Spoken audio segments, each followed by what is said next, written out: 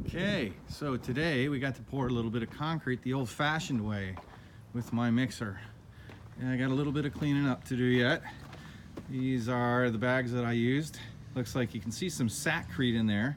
I had a few extra bags from something a neighbor gave me. We ended up pouring 4 footings for where the pavers are gonna go. Here's number 1, that's actually where we started. And last week we put the base rock in here and we had to chip some out a little bit. Here's number 2. Number 3 is a footing that's 12 inches deep. A bunch of 5/8 rebar. Actually, I used 5/8 rebar in all of this. And number 4 is over here. This is a little bit deeper. I'm gonna go around just for some video documentation that this footing is quite a bit deeper. Took a little bit of extra work and a few extra mixer loads. So, and number 5, which I wasn't really expecting to get to, but we had enough time to do it. It's 11 a.m. right now and everybody's already gone. They have to leave to go to the middle of the state. They actually live there. So, sliding glass door. We did our concrete work here. So now I can actually put this wall back together. The wall that's on the left with the sliding glass door, that's temporary. It's amazing how this plywood already looks after only being here a few months. No rain at all. This is just, I guess, wear and tear.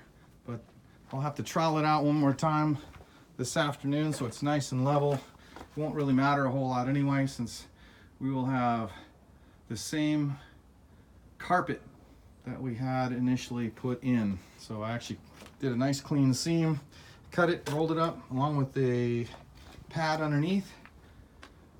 And in the next month, hopefully we'll be able to put this wall in. And we'll be back to the way we were before, except with a brand new structural wall and footing. So here's the pit. So in the next couple of days, I need to get the mud sill, just like this. This is the garage. The garage has the mud sill already installed. I did that, gosh, it's like almost been 2 weeks ago, but we've been working on other stuff at the same time. So I'll get the mud sill on this wall and this wall. And this wall is going to be a little more challenging because I actually have the old part of the house is still hanging above where this mud sill needs to go, and I gotta straighten one of the bolts underneath, and I can't really do that with the wall being in the way. So this wall is gonna have to come out, but before this wall comes out, I need to reload this. I need to get a beam on top of these 2 pieces of concrete, which I'll be picking up this afternoon or tomorrow. I'll put the mud sill on, then I'll put the beam on, and I will take the load off of those 2 posts underneath. And then I shouldn't have any issue with this wall falling down because now I'm loading from below or supporting from below. That's it for today. Last round.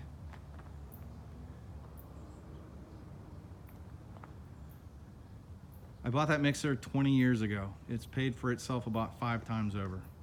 If anybody knows of anybody that would like a chicken coop, I need to move that out of the way so the crane can live there for the installation of the trusses above the garage.